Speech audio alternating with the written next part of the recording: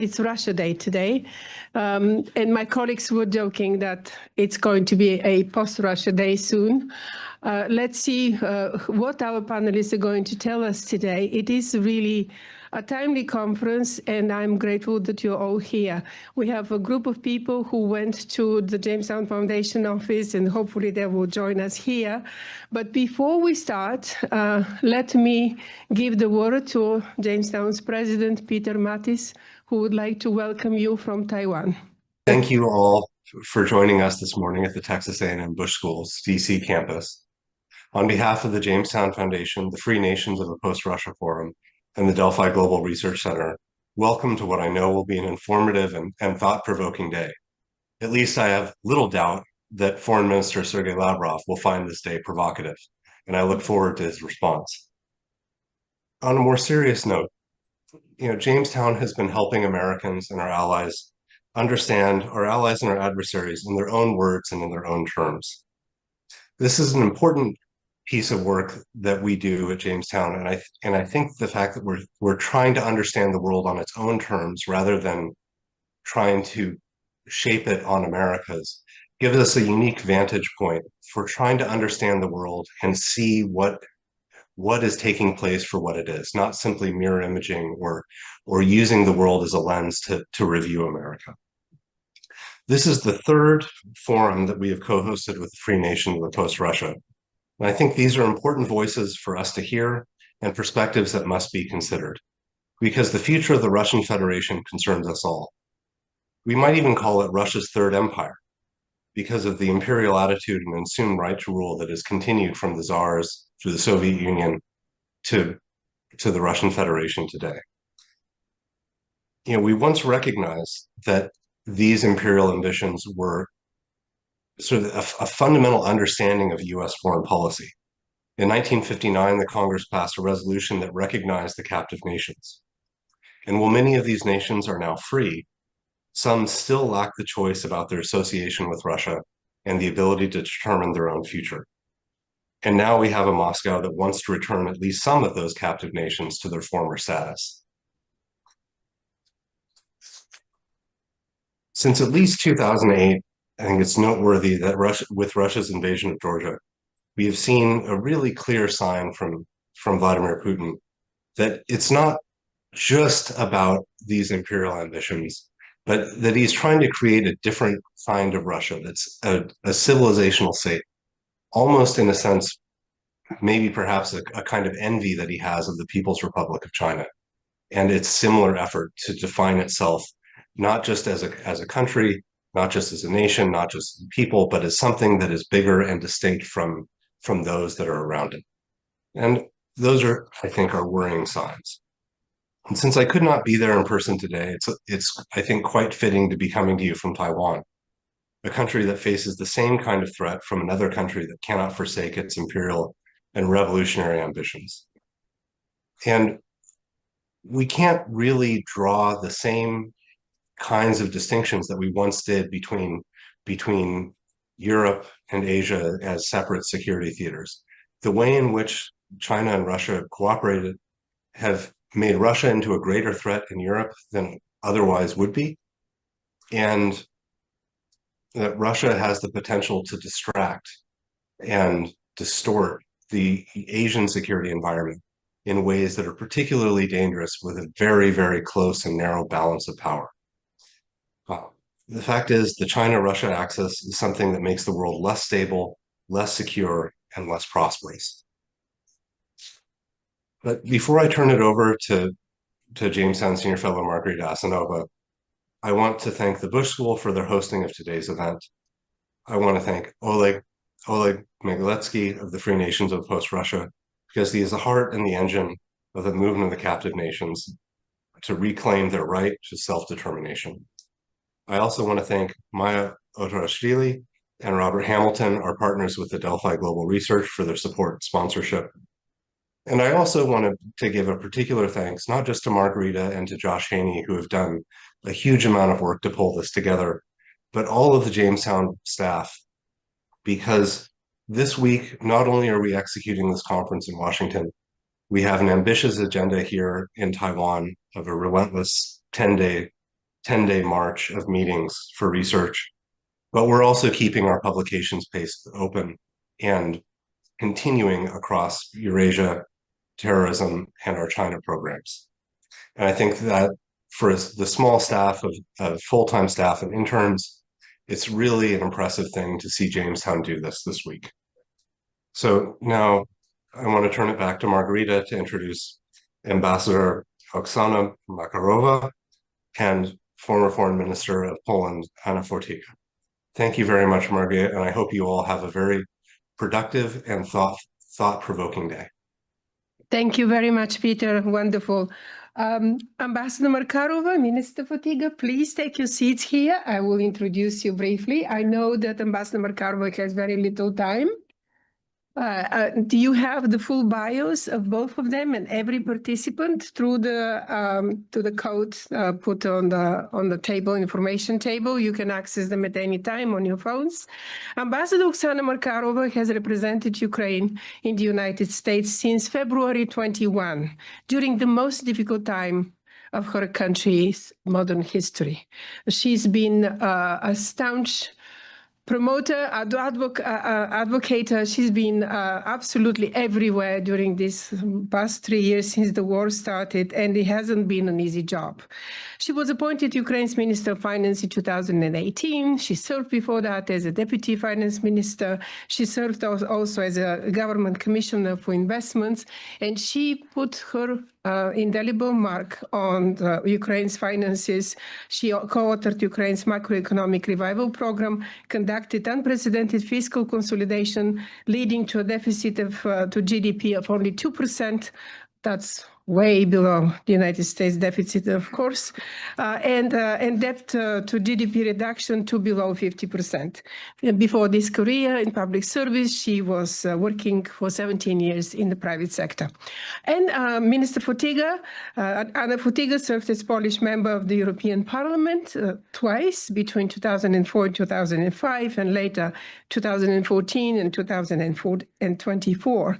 She served as Minister of Foreign Affairs of Poland in 26-27. She was member of the Polish Sejm, chief of the Chancellery of the President Lech Kaczynski, and member of the National Security Council.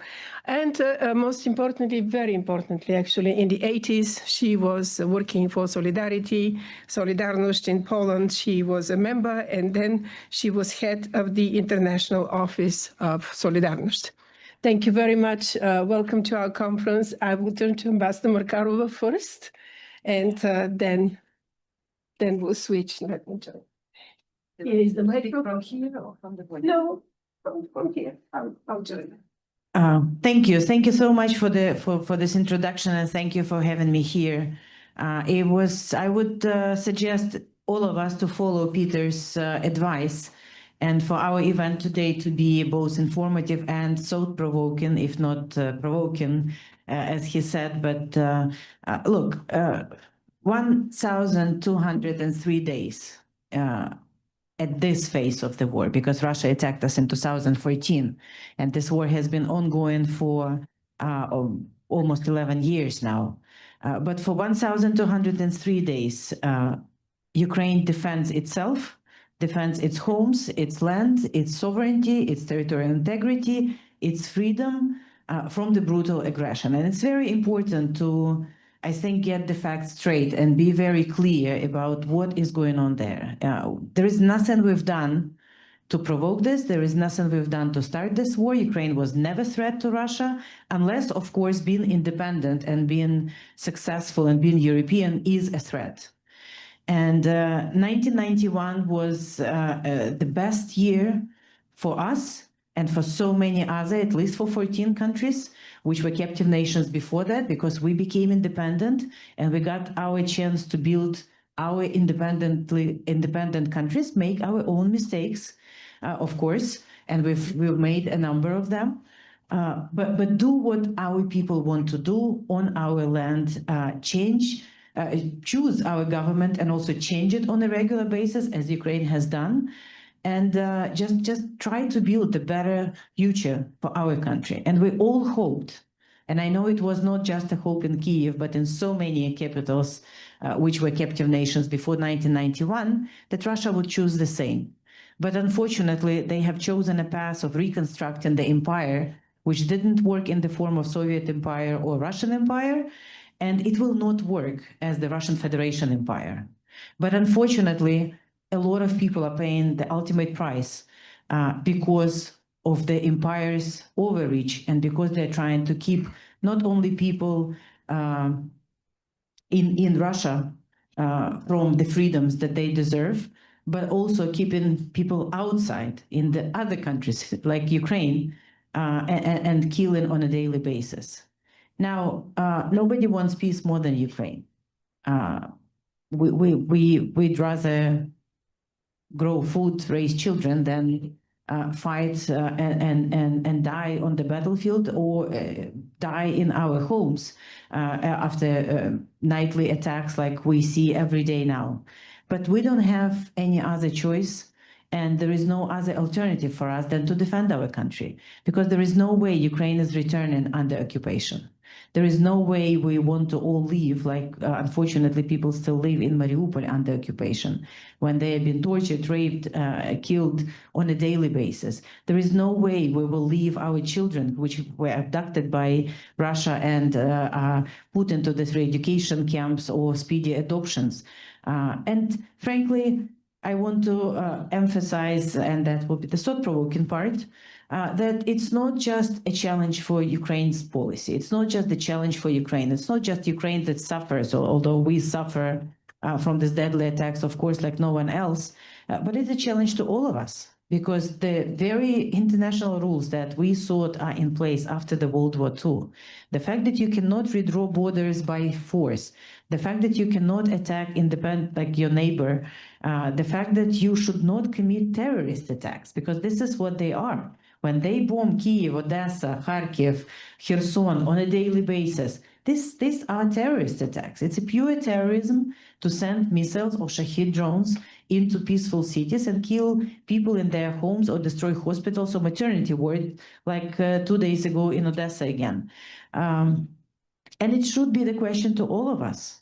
Is there anything we can do about it? Because Russia clearly cooperates very well with North Korea, with Hamas, with Iran. They clearly sell a lot to China and get a lot of spare parts from China, and they are helping all of them, Russia, to conduct their genocidal war against Ukraine. Now, are we, as countries who believe in the same values of freedom and democracy, are we capable together of putting the effort and helping Ukraine to defend ourselves? Again, it's nothing but defending ourselves from the aggression. And the last thought that I want to say is actually about Russia. And yeah, today is Russia Day. And I think the best thing we all can do on Russia Day is to say thank you to those who still fight for freedoms inside Russia. Unfortunately, there is not a lot of these people. And that's, you know, I personally expected more people to be that. But nevertheless, we have to praise the bravery of those who do fight. And people like Dasha Kozareva, who has been imprisoned for only putting a Taras Shevchenko quote on Taras Shevchenko monument in 2024 in St. Petersburg, and before that saying that it's actually very cynical to say something when St. Petersburg used to be the sister city of Mariupol, which was ruthlessly bombed and destroyed by, and she got the real term prison in Russia's prison just because she said what I think all normal people understand and see. And also all the captive nations still inside Russia. I mean, all the people who are denied the right to study their own language or to celebrate their own culture or to live the way they want to live in their own, and even more so, they are militarized and they are sent to die on the battlefields in Ukraine without choosing that war. Because, as you know, the mobilization in Russia is not happening in Moscow or St. Petersburg. It primarily happens in all those areas which could use the money that I used to fight the war to actually improve lives for the people in those republics. So, you know, we will continue defending ourselves. We will continue pushing for peace. We will continue negotiating in good faith, even though we are not the ones who started this war. We're grateful to all of our partners who help us do it. But if you are interested in Russia's future, and if you think about Russia's future, then the best thing Russia can do for its own future is to stop this genocidal war and focus on its own future. And because Russia's future is without occupying Ukraine. That's one thing that we are 100% sure, and that's something that Ukrainian men and women on the battlefield, but also Ukrainian mothers and Ukrainian teachers and Ukrainian medical professionals are saying and proving over and over again, even after the brutal attacks. So thank you very much, and have a great discussion, and hope that this discussion, the third in Washington and 16, if I'm not mistaken, forum that has been conducted, will bring us closer to peace, because this is what we all need in order to move forward in making our world safer, better, and more prosperous, not more dangerous. And Russian aggression is definitely make it more dangerous. Thank you. Thank you very much, Ambassador Markarova. Can I ask you? We are so grateful that you found time to come here, but can I ask you one quick question before you go? What can the American government, what should the American government do, and the European governments do, to limit Russia's ability to continue this war or make sure it stops? The recipe for peace has been unchanged since 2014 or 2022. It's more support to Ukraine. And again, we still are not asking other countries to fight for us. We are willing and able to defend our country, but we need support with defense capabilities and all other type of support, including humanitarian or the economic partnership support, because Ukraine, even during the war, feeds 400 million people globally. But we need the freedom of navigation. We need to be able to export what we grow. We need to be able to demine. So whatever support in any type of form, but especially defense support is really needed. The other part is, of course, still sanctioning and tightening the sanctions for Russia. The sanction regimes in any country worked when you put sanctions on to correct the behavior, and you only take them off when the behavior changes.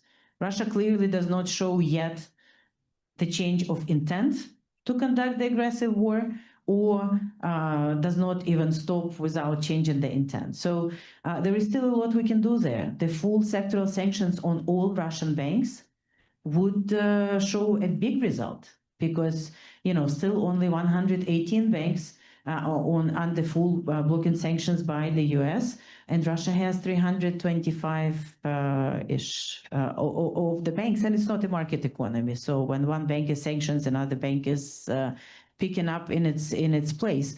Also oil and gas sector, so there is a number of still sanctions where we can eliminate the loopholes and really pressure Russia, so that they understand that if the intent does not change, at least the capacity to wage this aggression should be diminished.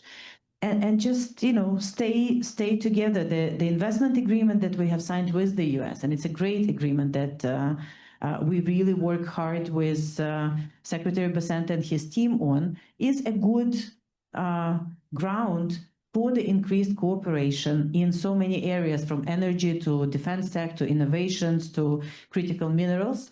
And it's very important because Ukraine can and should, and I would say will be, the answer to so many global challenges. It's not only feeding people, but also leapfrogging in many industries. And I think a couple of days ago, the Operation Spiderweb, when we were able to decrease the aggressive offensive capabilities of Russia without killing a single person, even a military personnel, is how we defend ourselves. But this is something we want to share with those countries that share the same values with us. That's something that we want to do together, so that we all have deterrence capabilities in the future, because clearly, some of the deterrences that we thought would work, they did not stop Russia from attacking us in 2014 and 2022. Thank you.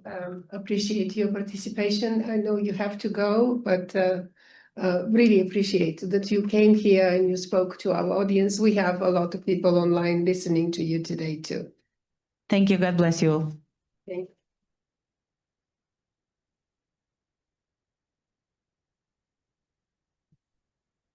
Okay, we will continue with Minister Fotyga, talking about the free nations of post-Russia work. She's been an essential part of this work. She is now a staunch freedom and human rights defender and minority rights defender, and the right to self-determination defender of those captive nations. Welcome, and thank you for your participation today. Thank you very much indeed. Oh, sorry. Does it work? Okay. Thank you for hosting me in Washington, D.C. in this beautiful venue of Bush School.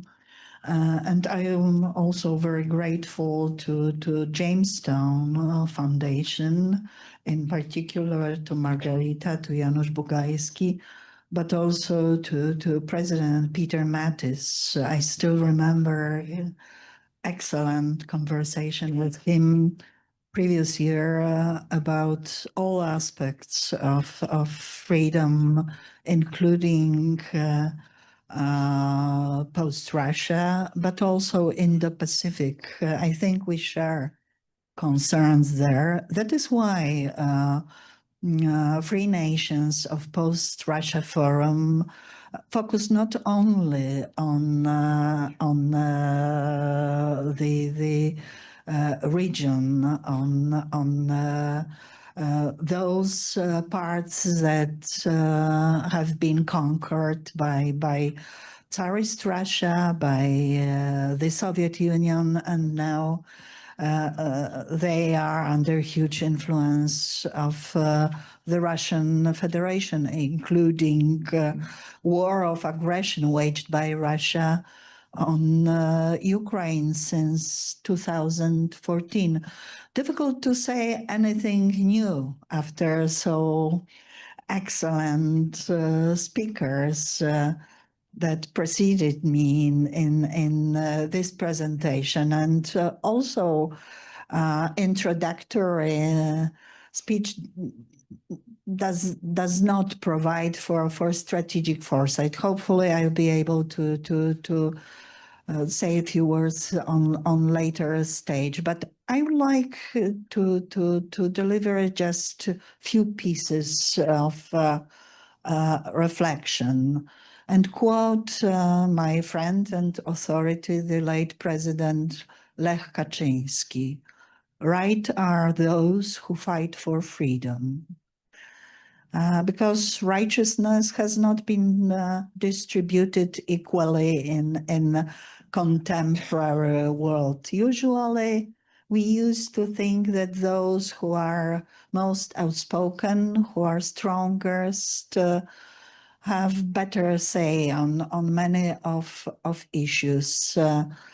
But here we are able to gather those who still within Russian Federation feel like in prison of nations, still in prison of nations.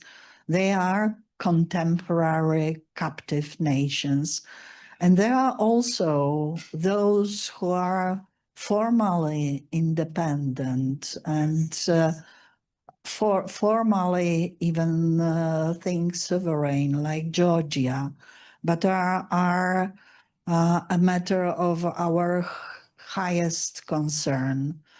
I would like to pay tribute to Ukrainians and Ukraine for many things, but for one in particular nowadays. For centuries, surely since Napoleon time, the collective West surely Europe used to think Russia being invincible because of vast territory, predominantly because of vast territory, resources, and ability to defend, and inability to control by any other. Russia was able to pursue imperial and then neo-imperial policies in all state orders. So Tsarist Russia, the Soviet Union, and now Russian Federation. I would like to recall one moment of my experience during COVID. It was the remote connection by MEPs of the European Parliament with very important leaders of Russian opposition. Believe me, there were world well-known names in this meeting, and very limited space for asking questions, limited only for the senior MEPs or spokesman of every political group. I was lucky to be a spokesperson of my political group, European Conservatists, at that time. And my question was very simple. It was before the full-scale invasion of Ukraine, whether opposition leaders were willing to communicate to their own society necessity to abandon external aggressive posture.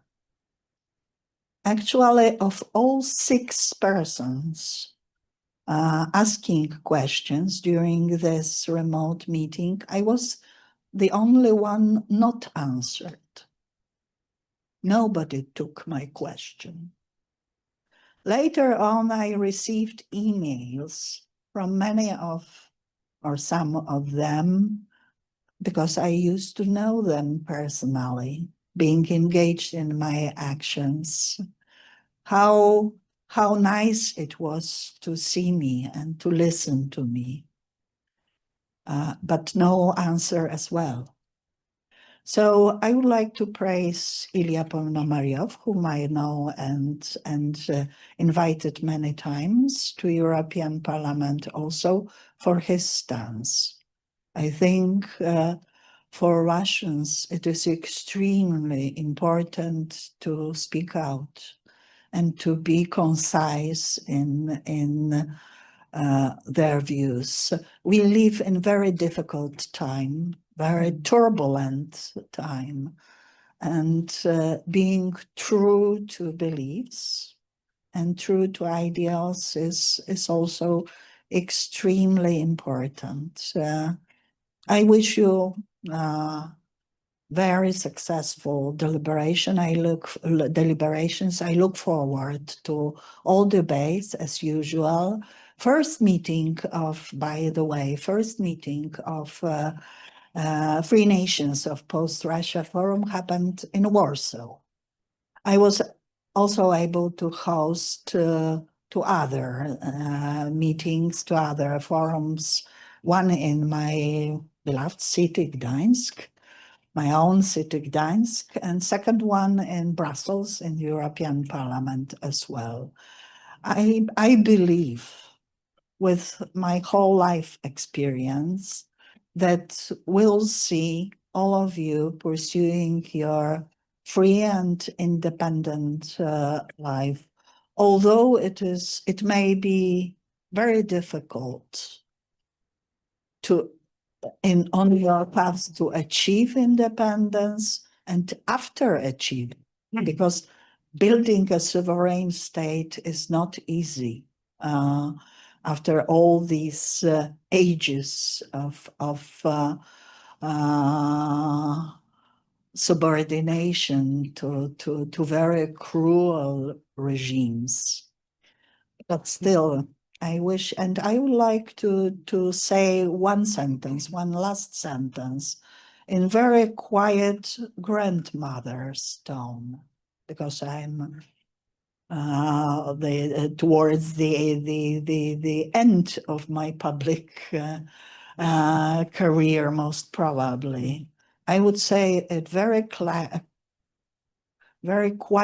and very clearly. Russia should be defeated.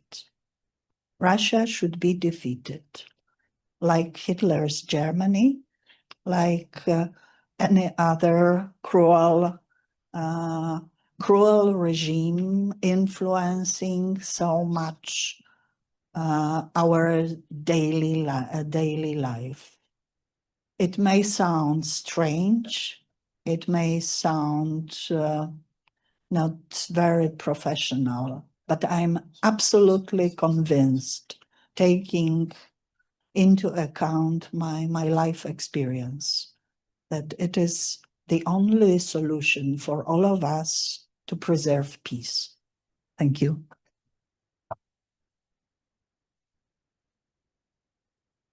Thank you.